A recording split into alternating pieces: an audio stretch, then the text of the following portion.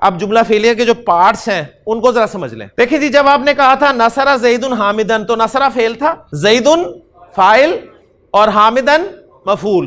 اب آپ نے یہ کام کرنا ہے کہ نصر فعل کے ساتھ لکھ دینا ہے فعل معروف, زید فاعل, حامدن مفعول. جب آپ نے کہا نصر حامدن, اب اس کا گرامیٹیکل انالیسس کیسے کرنا ہے؟ نصر فعل مجہول اور جو حامدن ہے, اب ذرا اس کی پوزیشن دیکھیں یہ کیا ہے. پچھلے جملے میں یہ مفعول تھا اور یہاں آ گیا رفع میں, رفع میں ہوتا ہے فاعل.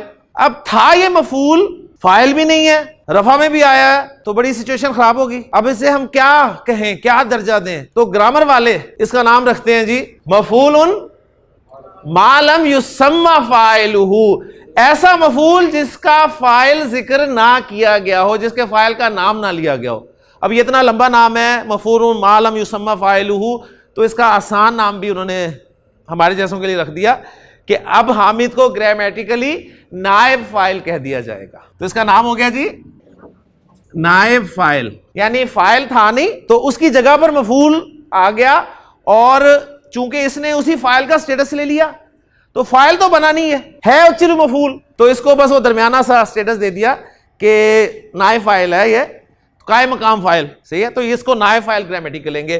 تو نائب فاعل کا آپ کو پتہ چلے گا فعل مجہول میں, اور فاعل کا آپ کو پتہ چلے گا فعل معروف میں. تو اب اس جملہ فعلیہ کے جو پارٹس ہوں گے نا وہ یہ ہوں گے کہ فعل اور نائب فاعل.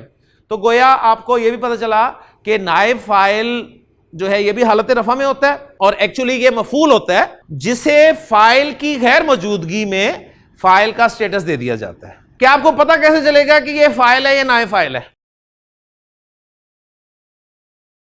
دو جملے لکھے, نصر زید نصر زید, زید رفع میں ہے یہاں بھی اور زید رفع میں یہاں بھی. ایک جملے میں زید فاعل ہے, ایک جملے میں زید نائب فاعل ہے. کس جملے میں زید فاعل ہے؟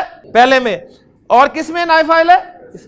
اس میں آپ کو کیسے پتا چلا کہ نائب فاعل ہے؟ فعل سے پتا چلا آپ کو. زید ہیلپڈ, تو آپ نے کہا جی ایکٹیو وائس, اور اگر میں کہہ دوں زید واز ہیلپڈ پیسو وائس, پتا آپ کو کیسے چلا ایکٹیو پیسو وائس کا؟ فعل سے, ورب سے پتا چلا. تو ورب پہچان کروائے گا کہ فاعل آ رہا ہے یا نائب فاعل آ رہا ہے.